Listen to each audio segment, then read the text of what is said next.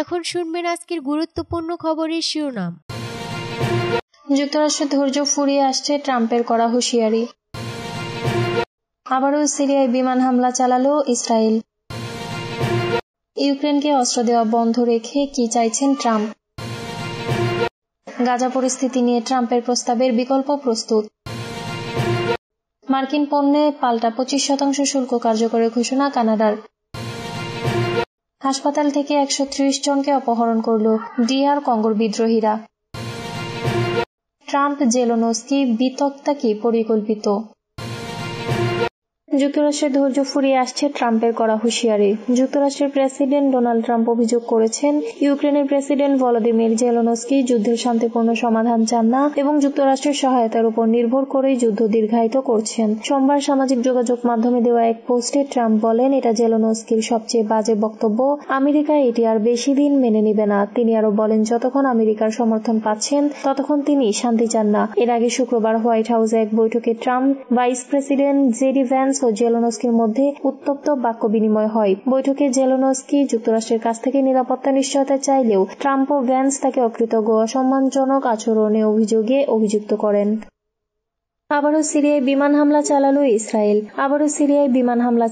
দখলদার ইসরায়েল। সোমবার দেশটির ভূমধ্যসাগরীয় বন্দর নগরী তারতুসের কাছে বিমান হামলা চালিয়েছে ইহুদিবাদী দেশটি। সংবাদ মাধ্যমের প্রতিবেদন থেকে জানা গেছে, সোমবার ইসরায়েলি সেনাবাহিনী এক বিবৃতিতে বলেছে, তারা তারতুস বন্দর থেকে প্রায় 60 কিলোমিটার উত্তরে ক্ষমতাচ্যুত প্রেসিডেন্ট বাশার আল আসাদের জন্মস্থান কারদাহা এলাকায় পূর্ববর্তী সিরিয়ার সরকারের অস্ত্র মজুদ থাকা একটি সামরিক অবস্থানে হামলা চালিয়েছে।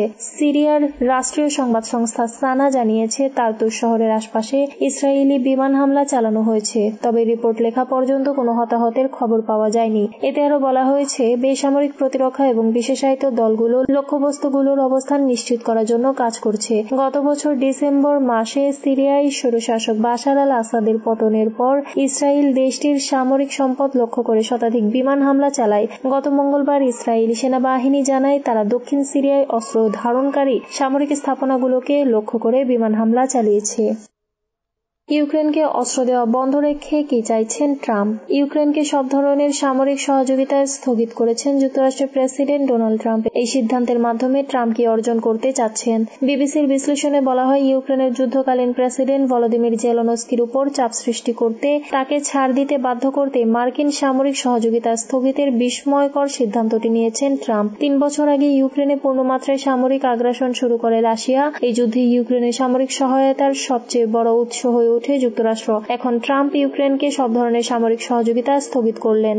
যুক্তরাষ্ট্রের এক কর্মকর্তা বলেন, তারা সহায়তা স্থগিত রাখছেন, সহায়তার বিষয়টি পর্যালোচনা করছেন। তারা দেখছেন বিষয়টি একটি সমাধানের ক্ষেত্রে কোনো ভূমিকা রাখতে পারবে কিনা। নাম প্রকাশ না করার শর্তে এই কর্মকর্তা আরো বলেন, প্রেসিডেন্ট ট্রাম্পের অবস্থান স্পষ্ট। তিনি শান্তির প্রতি মনোনিবেশ করেছেন। তারা চান যুক্তরাষ্ট্রের অংশীদাররাও এই লক্ষ্যের ব্যাপারে প্রতিশ্রুতিবদ্ধ হবে। যুক্তরাষ্ট্রের একজন ঊর্ধ্বতন কর্মকর্তা বলেছেন, যতক্ষণ না ট্রাম্প মনে করেন যে রাশিয়ার সঙ্গে শান্তি আলোচনার প্রতি অঙ্গীকারের সদিচ্ছা ইউক্রেন দেখাচ্ছে, ততক্ষণ পর্যন্ত সহায়তা স্থগিত থাকবে। গাজা পরিস্থিতি নিয়ে ট্রাম্পের প্রস্তাবের বিকল্প প্রস্তুত। যুক্তরাষ্ট্রের প্রেসিডেন্ট ডোনাল্ড ট্রাম্প গাজা থেকে লোকজনকে উৎখাত করে এর নিয়ন্ত্রণ নিতে যে প্রস্তাব দিয়েছিলেন তার বিকল্প প্রস্তুত করেছে মিশর। দেশটির পররাষ্ট্রমন্ত্রী বদর আবদেলাত্তি গত রোববার কথা বলেন। তিনি বলেন, মিশরের পক্ষ থেকে গাজা পুনর্গঠনের পরিকল্পনা প্রস্তুত করা হয়েছে এবং তা আজ মঙ্গলবার কায়রোতে জরুরি আরব সম্মেলন উত্থাপন করা হবে। এই প্রস্তাবে ফিলিস্তিনিদের বাস্তুচ্যুত হতে হবে না। মার্কিন প্রেসিডেন্ট ডোনাল্ড ট্রাম্প এরই মধ্যে গাজা নিয়ে নিজের পরিকল্পনার কথা জানিয়েছেন। যুদ্ধ পরবর্তী গাজায় নিয়ন্ত্রণ প্রতিষ্ঠা করতে চায় ট্রাম্প প্রশাসন। গাজা জোরপূর্বক খালি করার পরিকল্পনাও রয়েছে ট্রাম্পের। তার এমন পরিকল্পনার প্রতিক্রিয়ায় গত 22 ফেব্রুয়ারি রিয়াদে বৈঠক করেন আরব নেতারা। তারা গাজার নিয়ন্ত্রণ নিয়ে ট্রাম্পের পরিকল্পনা সরাসরি খারিজ করে দিয়েছেন। তাদের মতে এ পরিকল্পনা ফিলিস্তিনিদের আত্মনিয়ন্ত্রণের লক্ষ্যে কয়েক দশকের প্রচেষ্টাকে ব্যর্থ করে দেবে। সেই সঙ্গে এটা গাজার বাসিন্দাদের অধিকারকে পদদলিত করবে। এটি সহিংসতার আঞ্চলিক চক্রকে স্থায়ী স্থায়ী রূপ দিতে পারে। তবে আরব দেশগুলো ট্রাম্পের পরিকল্পনার কূটনৈতিক জবাব দিতে একমত হতে পারছে না।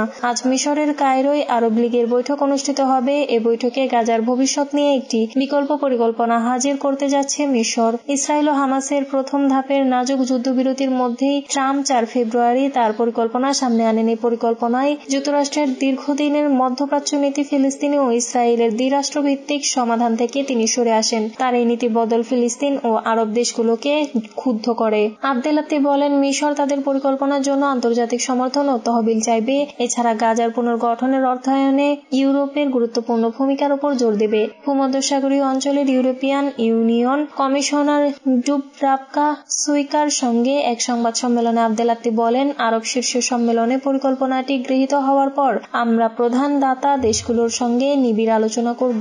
6 সপ্তাহ ধরে চলমান যুদ্ধবিরতি নিয়ে অচল অবস্থা তীব্রতর হওয়ায় গত রোববার গাজায় ত্রাণবাহী ট্রাকের প্রবেশ বন্ধ করে দিয়েছে ইসরায়েল। আবদেলাত্তি বলেন, ত্রাণকে অস্ত্র হিসেবে ব্যবহার করার সুযোগ আর রাখা হবে না।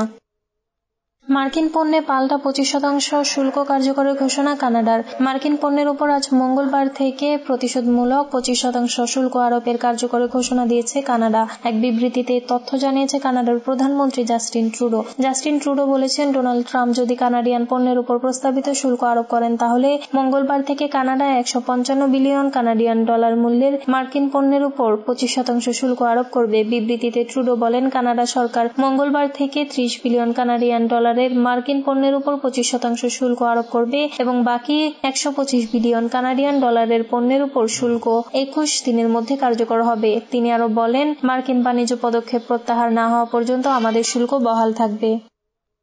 হাসপাতাল থেকে 130 জনকে অপহরণ করল DR কঙ্গোর বিদ্রোহীরা। পূর্ব কঙ্গোতে আক্রমণ শুরু করা রুয়ান্ডা সমর্থিত M23 বিদ্রোহীরা গত সপ্তাহে গোমা শহরের 2টি হাসপাতাল থেকে কমপক্ষে 130 জন অসুস্থ ও আহত পুরুষকে অপহরণ করে নিয়ে গেছে। গতকাল সোমবার জাতিসংঘ এই তথ্য জানিয়েছে। জাতিসংঘের মানবাধিকার অফিসের মুখপাত্র রাভিনা শামদাসানি এক বিবৃতিতে বলেছেন, মাত্র 23 যোদ্ধারা গত 28 ফেব্রুয়ারি রাতে 2টি হাসপাতালে অভিযান চালায়। একটি হাসপাতাল থেকে 116 এবং অন্যটি থেকে 15 জন রোগীকে ধরে নিয়ে যায়। সন্দেহ করা হচ্ছে অপহৃত ব্যক্তিরা DR কঙ্গোর সেনা অথবা ওয়াজালেন্দো নামে পরিচিত সরকারপন্থী মিলিশিয়ার সদস্য। রাভিনা শামদাসানি বলেছেন, M23 সমন্বিত অভিযান চালিয়ে রোগীদের হাসপাতালে বিছানা থেকে ছিনিয়ে নিচ্ছে এবং অজ্ঞাত স্থানে আটক রাখছে। এটা অত্যন্ত দুঃখজনক। ট্রাম্প জেলেনস্কি বিতক্তা কি পরিকল্পিত? যুক্তরাষ্ট্রের প্রেসিডেন্ট ডোনাল্ড ট্রাম্প ও ইউক্রেনের প্রেসিডেন্ট ভলোদিমির জেলেনস্কি গত শুক্রবারের বিতক্তাকে অনেক ঝানু কূটনৈতিক পর্যবেক্ষক পরিকল্পিত বলে মনে করেন। তাদের মতে এটা এক ধরনের রাজনৈতিক ছিনতাই। জেলেনস্কিকে ব্যর্থ প্রমাণ করতে এবং তাকে সরিয়ে দিতে ট্রাম্প প্রশাসনের কর্মকর্তারাই ওভাল অফিসের ওই বিতক্তার পরিকল্পনা করেছিলেন। পরবর্তী আলাপ আলোচনা নির্বিঘ্নে সারতেই এটা করা হয়েছিল। ট্রাম্প জেলেনস্কির এই বিতক্তা পরিকল্পিতভাবে করা হোক বা না হোক, তবে এতে যে মস্কো সবচেয়ে বেশি উল্লসিত হয়েছে তার গোপন নেই। এখন যুক্তরাষ্ট্র রাশিয়ার সম্পর্ক ধারণার চেয়ে দ্রুত গতিতে স্বাভাবিক হতে শুরু করবে বলে ধারণা করা হচ্ছে। ওই নাটকীয় ঘটনার পর ওয়াশিংটন মস্কোর সম্পর্ক পুনরায় শুরুর বিষয় নিয়ে এখনো প্রকাশ্যে কেউ কিছু বলেনি। তবে